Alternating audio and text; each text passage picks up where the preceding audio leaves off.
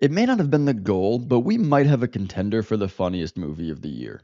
Inside the Manosphere, the Netflix documentary from Louis Theroux delving into the manosphere side of social media, isn't funny in the way Superbad is funny, but funny in the way a quadruple amputee cornhole champion shooting his passenger is funny, but also sad when you remember that someone did in fact die. In it, you can watch a pathetic British dude trying to talk like Andrew Tate on the run after a car crash admit repeatedly that he is scamming his audience while farming engagement by saying men should order women around and the Jews are making everyone gay or something, and also get bossed around by his mummy. You can watch Myron Gaines proclaim that he is totally dominant over his girlfriend and wants to have multiple wives, all while holding a little fluffy white dog with a pink bow and immediately fold like a house of cards as soon as his girlfriend walks in. You can watch Justin Waller desperately try to nudge Louis Theroux into getting a shot of his Lambo with no success. So let me be very clear about it. That car is not success.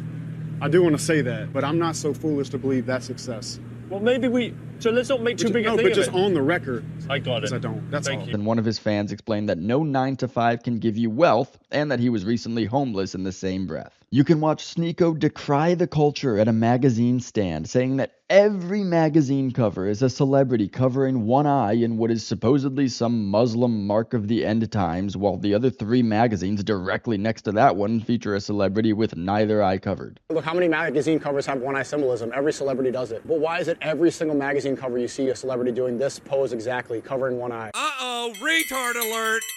Retard alert! And it's not just the Manosphere clowns that give you a laugh. You also get to watch a serious, devoted documentarian waffle on whether or not he should sit in on a podcast because it's too toxic. I'd arranged to go on Myron's podcast. Given it is widely viewed as one of the most poisonous shows in the entire manosphere, it wasn't a straightforward decision. And not be able to reconcile the fact that what these men are saying is obviously disgusting, with the contradiction that the girlfriends are somehow okay with it because of his worldview that consent is the top ideal.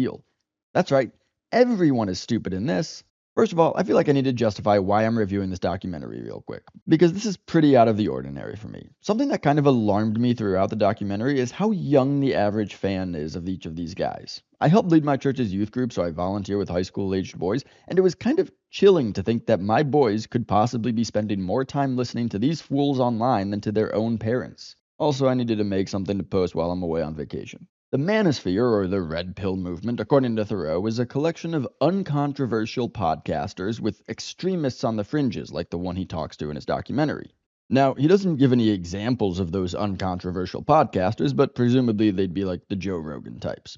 What I found interesting is that I remember back in the late 20-teens, the Manosphere was like Jordan Peterson and Charlie Kirk. The most quote-unquote extreme one would have been like Steven Crowder. So like, guys telling young men to clean their rooms and get married and go to church and who just make offensive jokes. And now it refers to Sneako and Harrison Sullivan? Well, it actually makes sense. Radicals, whether on the far right or the far left, are generally incapable of actually building anything, just tearing things down, which is what we'll see in this video. And that extends even to language. On the far left, that usually means perverting words that sound okay. They use the word equity. Sounds like equality, which is great. Equal opportunity is a good thing, but what they're actually talking about is equal outcome, which some of us would say is basically communism.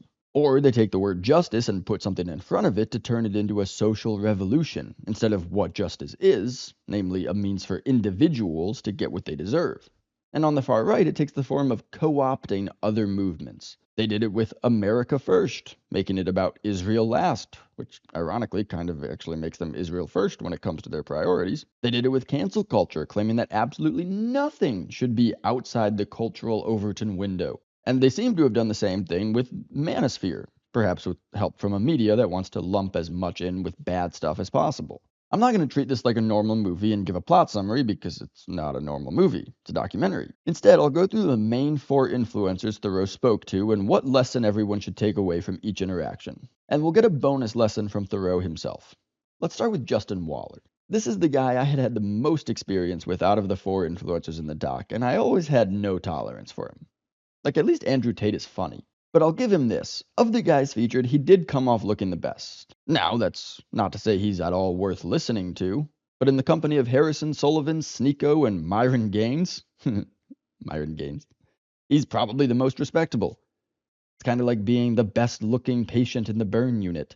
Now, I will say he's also aided by the fact that two of his fans show up and the conversation with them focuses on career. Most of it is still wrong, but they don't really touch on his prescriptions on how to get women.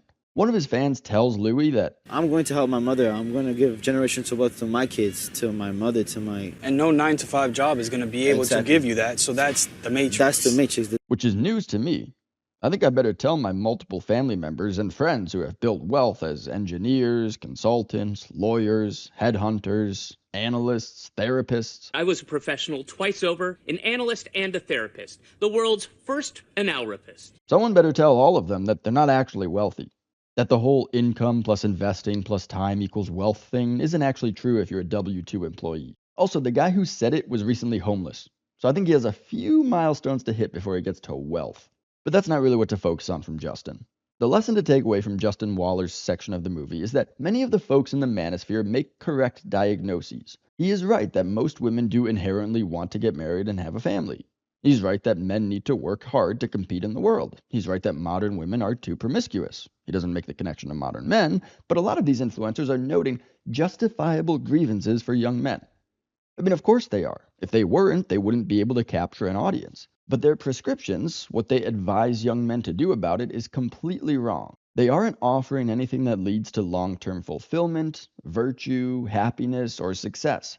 They're simply using aspects of the culture that have made young men feel like they're getting left behind to prey on their basest hedonistic instincts. And that brings us to the main cat of the documentary, Harrison Sullivan. Now, I had never heard of this John, because for a person with a YouTube channel, I spend surprisingly little time online, but boy is he busy. He gives away Range Rovers, he flies out fans to meet him, does weird to catch a predator sting operations. I'm here to be a 12-year-old boy! I'm here to be a 12-year-old boy! Has a Telegram channel where he promotes get-rich-quick brokers who take a cut of people's money and then immediately lose it all, and promotes OF girls pages. I don't think I'm allowed to say what OF stands for, right? I don't know. People always avoid it on YouTube, so I will too. Harrison is a treat because he's the most candid look into these influencers' mentalities and motivations. I mean, he straight up says, call me a scammer, call me a pimp, call me some other things. I'm paraphrasing slightly. I'm all of those things. Like, he admits to being a grifter. He admits that pretty much everything he does in any video he puts out is solely to get clicks. There is no principle behind it whatsoever. The social media algorithms reward this behavior. The only way to disincentivize it is to be smarter than the algorithm and not give these kinds of people who have nothing of value to say and are just whoring for attention in any way possible the attention they so crave. I guess that's the first lesson from Harrison. The second lesson is to reiterate, these people don't believe in anything. It's all about money. You know what's great about my little channel and a big part of why it grows so slowly? I don't need your views. I'm an engineer. My wife is a healthcare professional. We make plenty of money. And that might upset you for whatever reason. But it means I don't fish for views. I do this for fun. It's a hobby. I say what I actually think about movies, and in the case of this video, what I know is right, even if it means the video ends up with views in the double digits. Harrison Sullivan claims he believes that watching X-rated stuff is for losers, but he promotes OF chicks pages on his Telegram. Do you manage OnlyFans girls? Do I agree with it? No. Would I profit off it? Yeah. And that's the amusing part of both the Manosphere and its followers. They all hate OF models, except the Manosphere is just the other side of the same coin. It's people preying on men's basest desires, sex, yes, but also money and power, with no regard to decency or morality. Without OF, the Manosphere as it is today would not exist. And the third lesson to take away from Harrison is a short one. A really quick and foolproof way to know if someone is a grifter is if they agree to be in someone's documentary without doing a lick of research about the guy making it.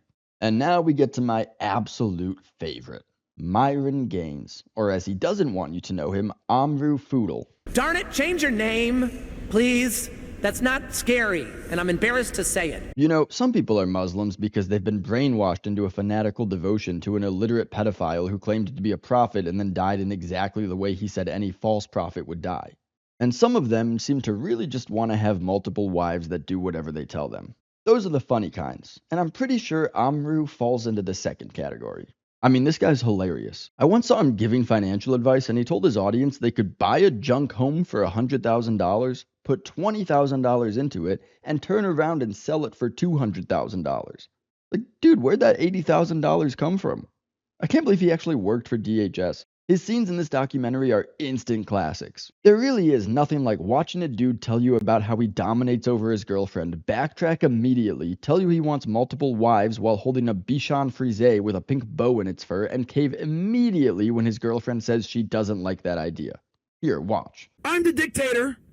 You are the subordinate. And I dictate when I want to put dick in you, bitch. And then you dictate when the sandwiches come by my dictation. Do I literally mean, oh, yeah, I want to smash right now and you're on your period?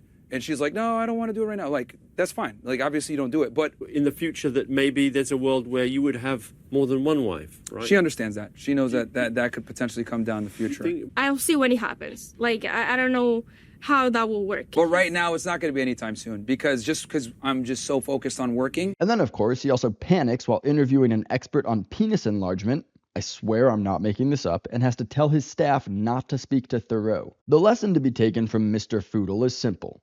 Generally speaking, these clowns who build this tough guy persona are wusses. They talk about dominating over women while their moms boss them around. They're scared to say the stuff they say on podcasts in front of their girlfriends. Amru's girlfriend calls him out for this. Myron is somebody in front of the cameras, but behind them is somebody else with me. You know how everyone is tough online in comment sections because they're hiding behind a keyboard? Well, it's not much different when you're behind a microphone. Every athlete has always known this when it comes to journalists and analysts. Everything about these guys is a lie. And last but not least, Sneako.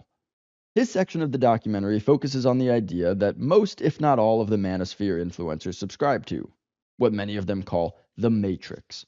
That the world is run by a shadowy cabal of elites. Who are those elites? Well, I didn't know what Sneako actually looked like before I saw this documentary, but even I knew what his answer was. All together now. You know, there was a time not so long ago when if you talked about everything that happened in the world in terms of the Illuminati, most people basically agreed, okay, we're not going to take you seriously. If you started talking about how the Denver airport is a hub for the Illuminati, we just stopped listening. But I guess if you tack on Jews to it and spread it around the internet, you can infect a lot of minds. And I say infect because it's harmful to those who believe it. Not only because you end up siding with an Islamo-fascist regime that slaughters tens of thousands of its own citizens that wants to destroy your country against your own country, which it has been attacking any chance it gets for the last 40 years, but also because it bleeds down into your own personal life. The lie that these influencers like Sneako and Harrison Sullivan are selling, and thanks to Sullivan we know it's literally just to get clicks, is that the Jews are after you personally. The cabal that controls the entire world wants to punish you, keep you down, and the idiot with a microphone and Telegram channel promoting OF models and scam brokerage services is going to give you the tools to stop them. Newsflash? You're not special enough for any cabal to care about. If you ever feel yourself buying into what they're selling, just remember this. Harrison Sullivan will tell you that the Jews control all the financial infrastructure and own every XXX website while he sells you financial services that directly steal your money and promotes XXX models to you. It's insane! The lesson to take from Sneako is that your life is not controlled by shadowy elites. That is just playing into your short-term gratification to feel like your problems aren't really your fault. The truth is, your life is in your hands. Your problems come from you. And that's actually good, because it means that the guy who can solve them is you too. And last but not least, a little extra something for you. A lesson from Louis Theroux himself. There are parts of the documentary, particularly with Justin Waller and his not-wife, where Theroux seems a little stumped. Presumably, he knows that what the Manosphere influencers are pushing, particularly with regard to women, is morally terrible, but the woman in question is okay with it. And if she consents to the situation she's in, how can he claim that it's wrong? The lesson is this. The antidote to far-right ideologies is not far-left ideologies, and the antidote to toxic masculinity is not feminism. The antidotes are traditional values that have stood the test of time for thousands of years and true masculinity. Basically like the stuff Jordan Peterson and Charlie Kirk were advocating for. Getting your own house in order, becoming competent and developing skills to offer the world and others, becoming part of a real community, not online. Committing to one woman and working to provide for and protect her and lift her up and raise children in a two-parent household to go out into the world and do the same. The stuff that the world needs is the boring stuff. The stuff that doesn't get views. And that's the real problem.